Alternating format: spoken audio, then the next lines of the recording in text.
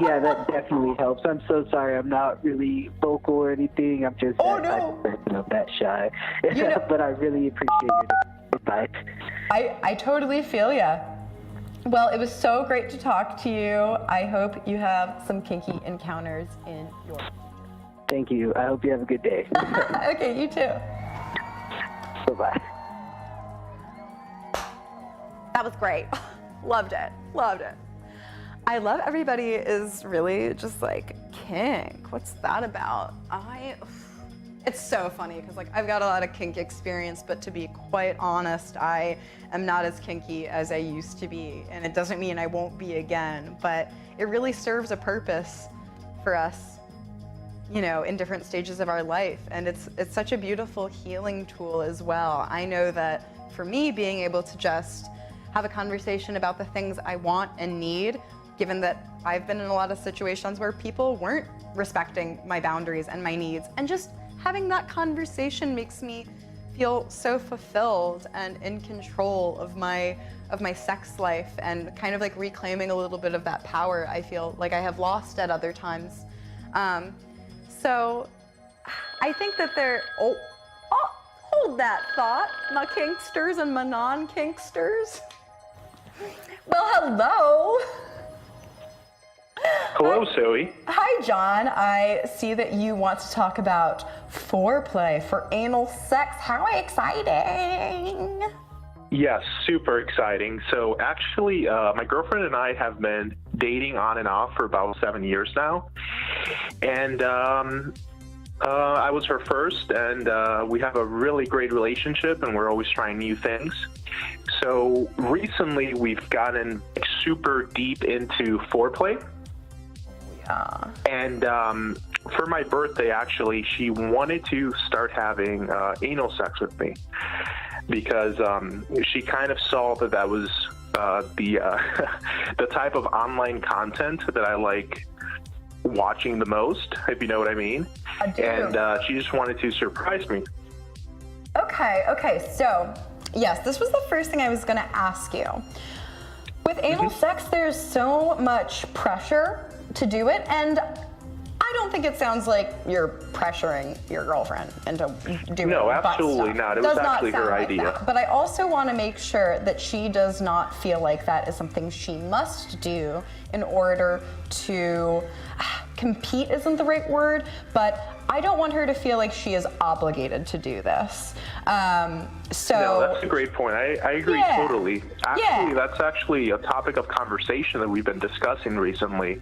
Totally. I've been, telling her that even though that's something that I enjoy watching, I'm not really sure if it would be something that would be totally into, but if she's willing to try it, then why not?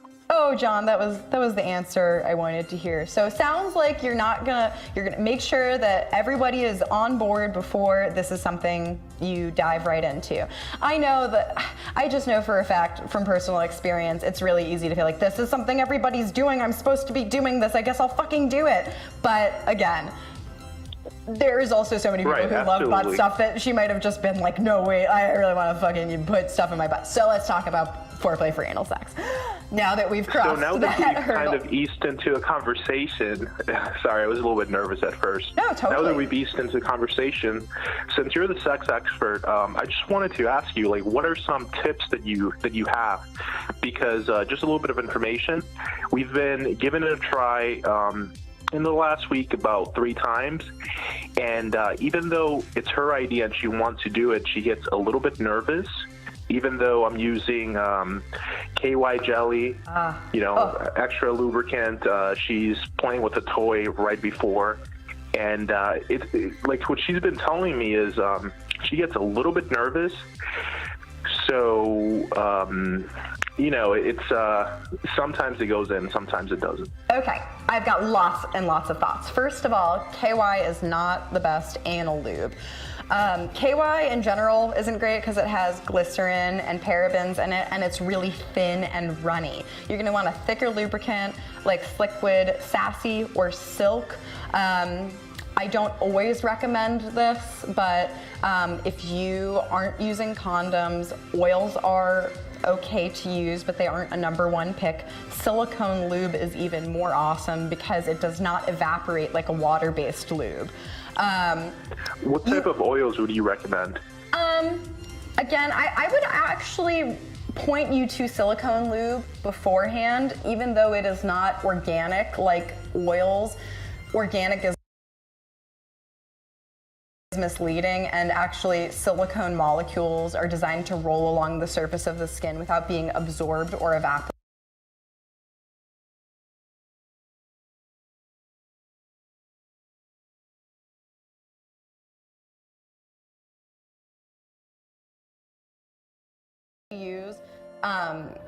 It's a little bit more susceptible to irritation. There's just like a little bit more reaction potential. So I would say try a thick water-based lube, a hybrid lube like Sliquid Silk, or a silicone lube.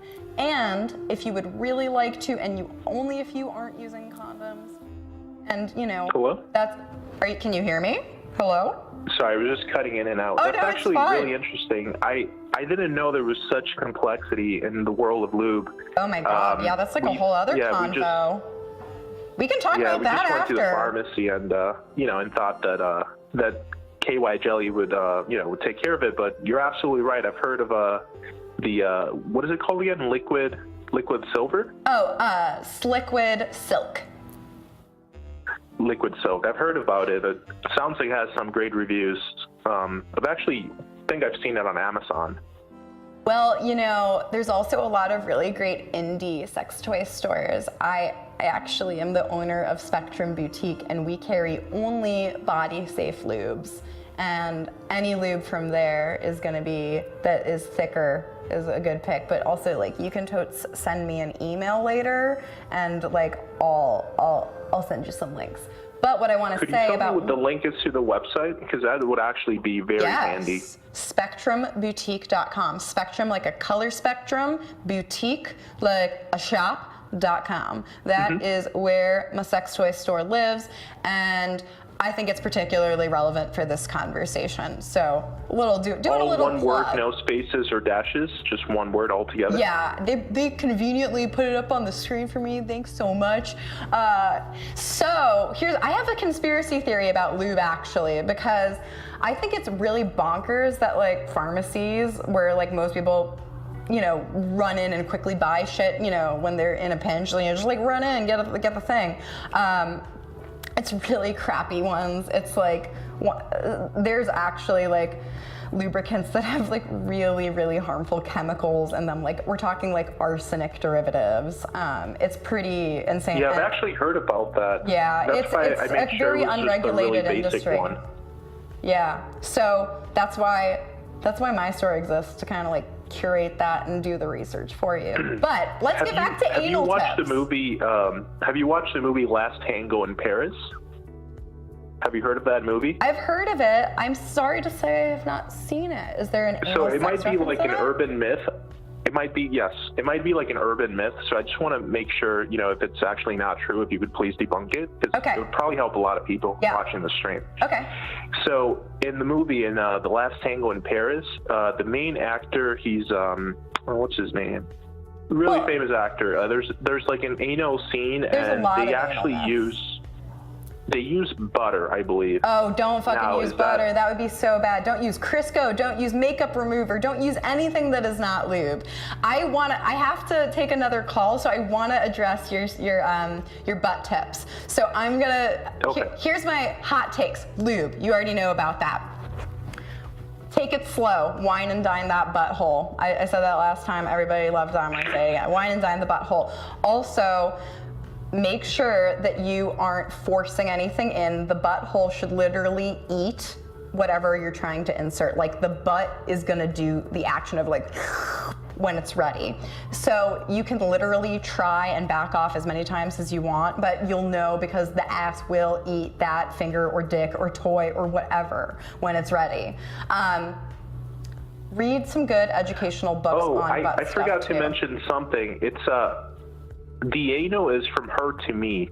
Oh, yeah. I mean, I totally assumed that, and that wasn't like, that was my bad for not like clarifying that. But No, I mean, like, she would be wearing anuses a work the strap-on. same. All anuses work the same, so it's still quite relevant. The only difference is that if you have a prostate in your butt, and if you have a penis, you got a prostate 2 to 3 inches inside your butt. It's located in roughly the same area as a G-spot in the vaginal canal. So honestly, I'm actually a trans man, so I don't have a prostate. But I just wanted to ask you just one last thing before we hang up. Would you recommend shaving back there? Recommend? You know. I say do whatever the heck you want with your body hair. But I mean, in terms of better anal sex. Oh, it's not going to affect it. It's your personal preference, John. Well, thank you for your time, Zoe. I'm going to make sure I follow you on Instagram, and I'm definitely going to check out the website because I think honestly, I'll give you way more sex needs. detailed specifics in an email. Have an amazing day. Thank you. You too. You're wonderful. Bye. Well, that took so many twists and turns, kind of like a rectum. Dear Zoe. The Dear Zoe voice gets me every time. All right, we got an anonymous question. Dear Zoe. Hey Zoe, I'm curious how to overcome post-sex anxiety about getting pregnant or STIs even though you use condoms properly. Sometimes they fail or just not as safe. Oh, honey, I hear you. I am the queen of Plan B. So here's the thing.